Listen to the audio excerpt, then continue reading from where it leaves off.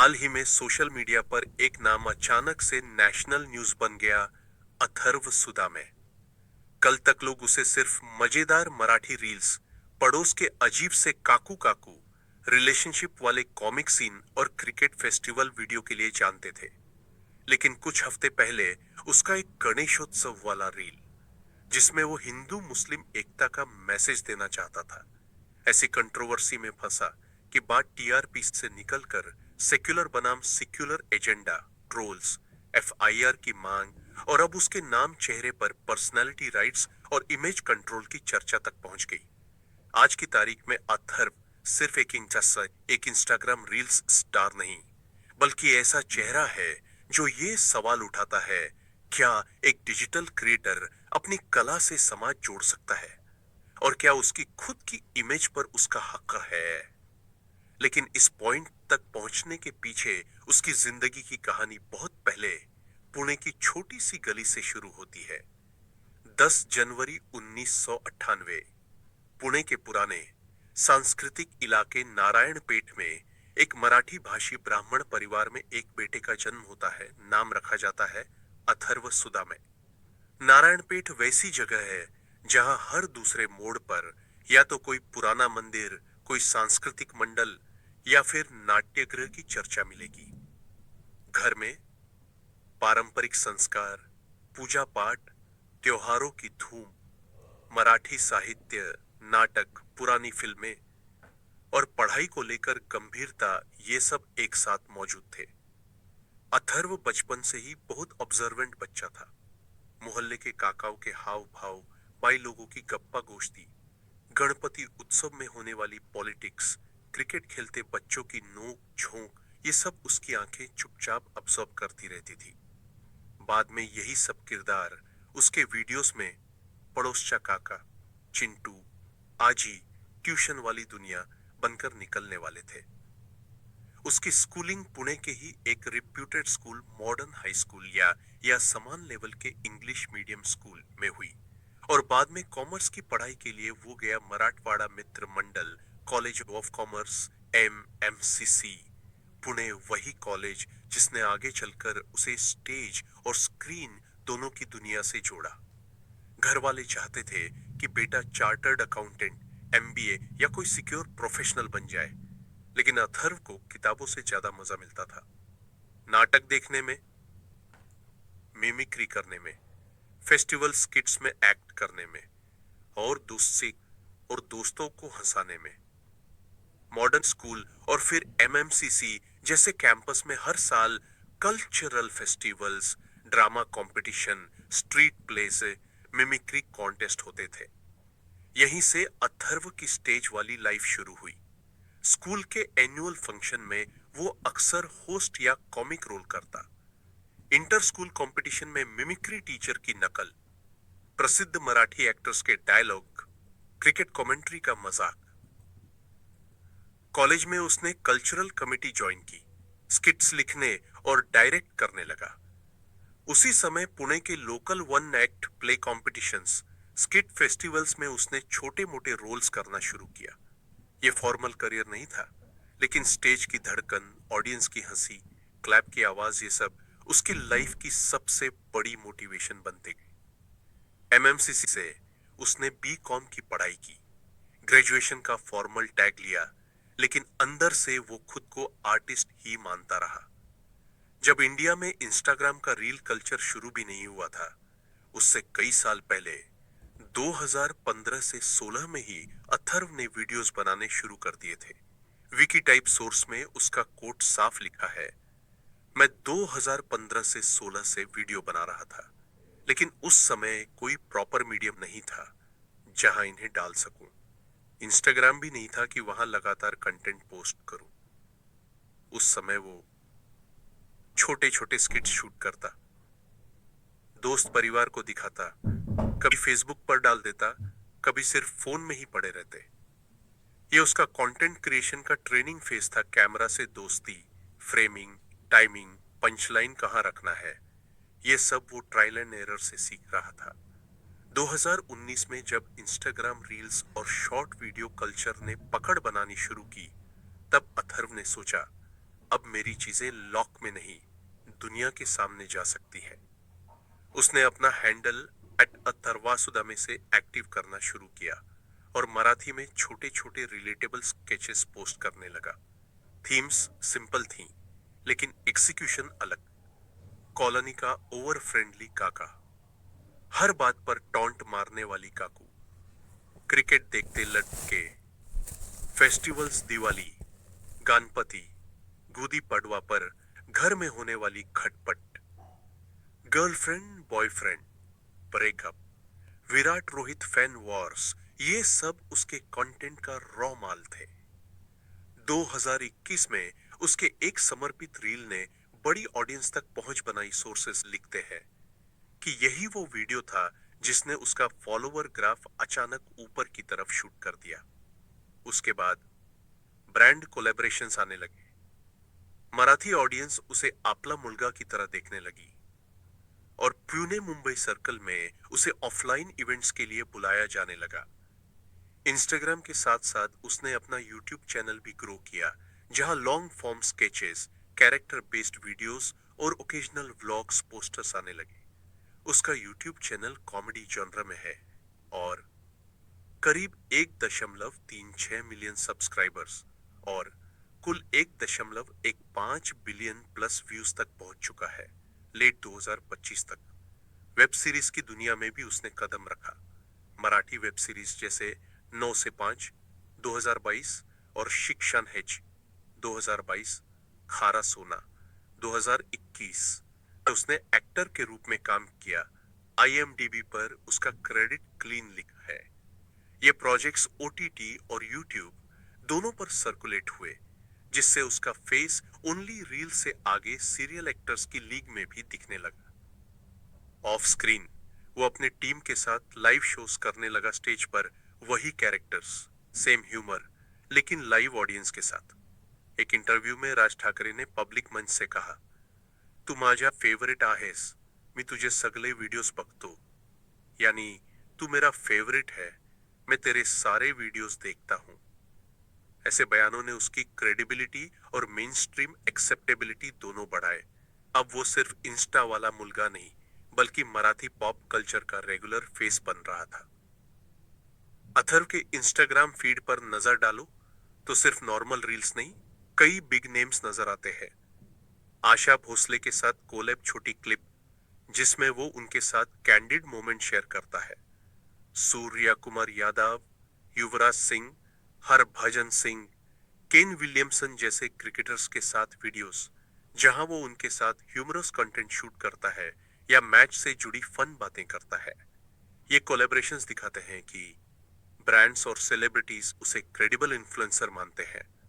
उसके ह्यूमर ने language barrier cross कर लिया। केन विलियमसन जैसा फॉरेन क्रिकेटर भी उसके साथ रील बनाने को रेडी होता है।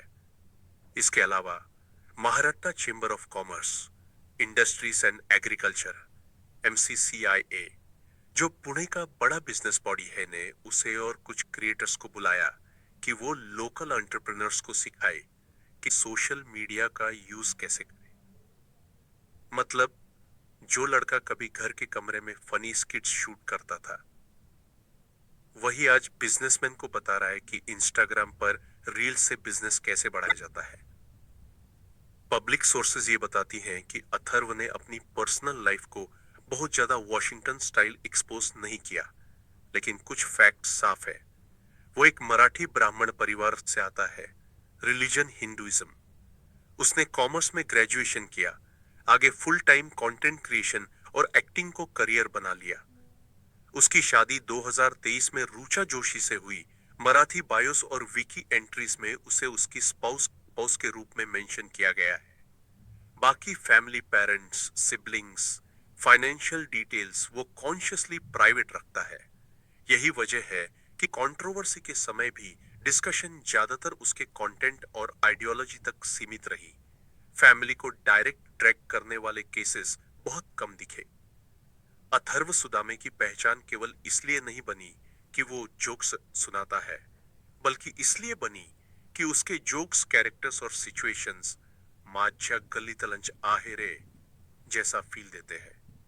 उसके कंटेंट में नेबरहुड स्टीरियोटाइप्स ओवर कंसर्न्ड काका, नोजी नेबर्स, फालतू सलाह देने वाले सीनियर्स, फॅमिली डायनेमिक्स, बाबांच्या ओरडा, आईची तक्रार, आजीची इमोशनल बात, मुलाचा चिडचिडेपणा, festivals, Ganpati, Diwali, Holi, cricket world cup, IPL, हर मौके पर स्पेशल रील्स, युवा topics, job, relationships, breakups, expectation बनाम रियलिटी। यही रिलेटेबल ह्यूमर उसकी ताकत है। Local references, Marathi slang, Hindi lines mix होकर नेचुरल कॉमेडी बन जाती है। फिर आता है अगस्त 2025, जब उसके एक रील ने पूरे महाराष्ट्र और फिर नेशनल मीडिया तक डिस्कशन शुरू करा दी। गणेश चतुर्थी से ठीक पहले उसने एक रील डाली। स्टोरी सिंपल थी। अथर्व एक गानापति आइडल शॉप में जाता है। वहां एक दुकानदार और उसका छोटा बेटा है। बातचीत के दौरान बच्चा अपने पिता को अब्बू कहकर बुला देता है, यानी दुकानदार मुस्लिम है। दुकानदार हिचकिचाते हुए कहता है, आप चाहें तो सामने वाली दुकान से मूर्ति ले सकते हैं। उसे डर है कि शायद ग्राहक को उसकी रिलीजियस आइडेंटिटी से समस्या हो जाएगी। यहां अथर्व का डायलॉग आता है रफली सेंस में। फर्क क्या पड़ता है?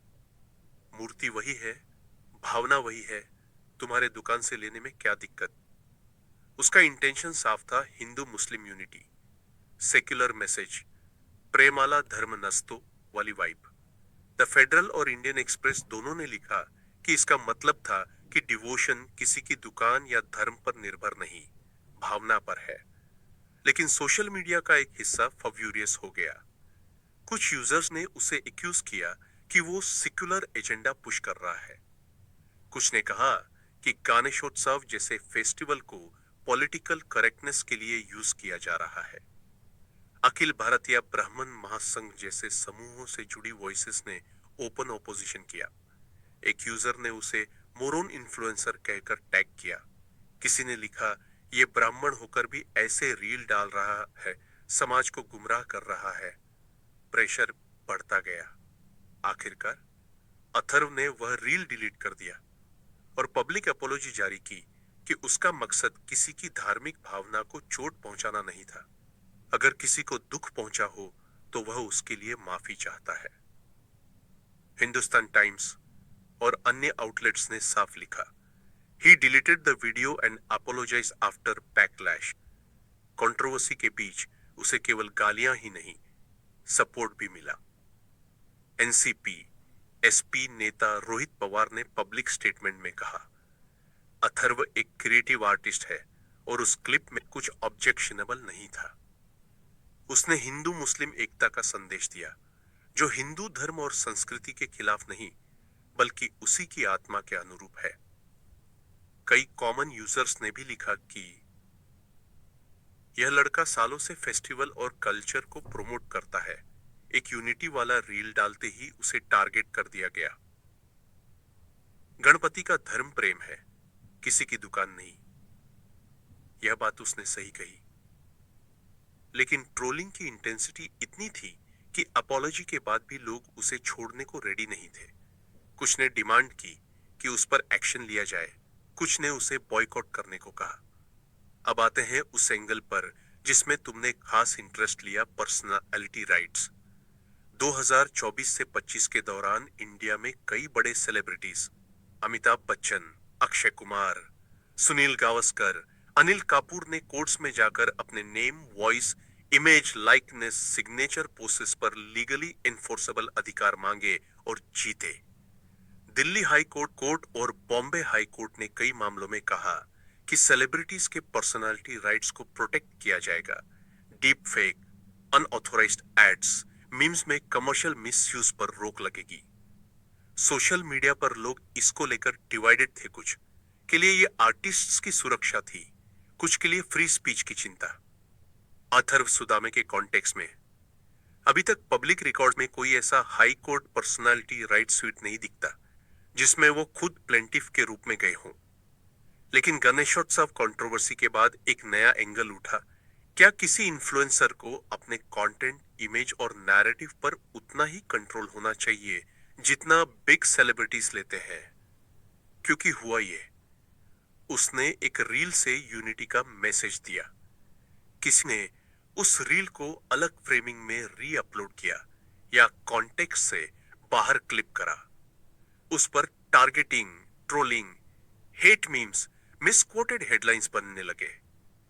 कानूनी एक्सपर्ट्स ने कई डिबेट्स में कहा कि पर्सनालिटी राइट्स सिर्फ ब्रांड एंडोर्समेंट्स तक सीमित नहीं, इन्फ्लुएंसर्स जैसे अथर्व के लिए भी इंपॉर्टेंट है कि उनके नाम, क्लिप और इमेज को कॉम्प्रोमाइज या मिस रिप्रेजेंट करके किसी एजेंडा के लिए इस्तेमाल न किया जाए। कुछ मीडिया एनालिसिस में यह लिखा गया कि जैसे अमिताभ अक्षय गवास्कर ने अपनी आइडेंटिटी लीगली प्रोटेक्ट की, वैसे ही रीजनल इन्फ्लुएंसर्स भी आने वाले समय में कोर्ट्स में जाकर डिमांड कर सकते हैं कि उनके रील्स को बिना कॉन्टेक्स्ट, बिना अनुमति क्रॉप करके दुष्प्रचार न किया जाए, डीप फेक या उनकी आवाज का यूज करके कम्युनल या पॉलिटिकल कंटेंट न फैलाया जाए। यानी आज की तारीख में अथर्व का नाम सीधे किसी पर्सनालिटी राइट्स ऑर्डर में नहीं है, लेकिन उसके केस को एग्जाम्पल बनाकर पर्सनालिटी राइट्स की जरूरत पर चर्चा जरूर तेज हुई, खासकर रीजनल क्रिएटर्स के लिए।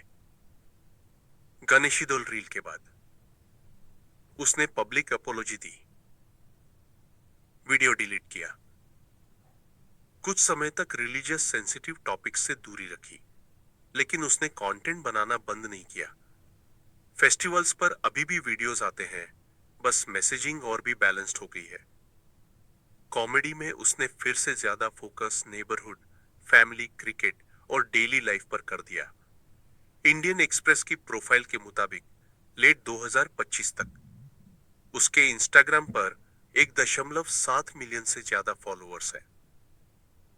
एंगेजमेंट हाई है, एवरेज 1 लाख से ज्यादा लाइक्स प्रति पोस्ट, सैकड़ों कमेंट्स। यूट्यूब चैनल 1.36 मिलियन से ज्यादा सब्सक्राइबर्स और 1.15 बिलियन से ज्यादा व्यूज के साथ स्टेबल है। वो लाइव शोज, ब्रांड कोलैब्स और ओकेजनल वेब प्रोजेक्ट्स करता रहता है।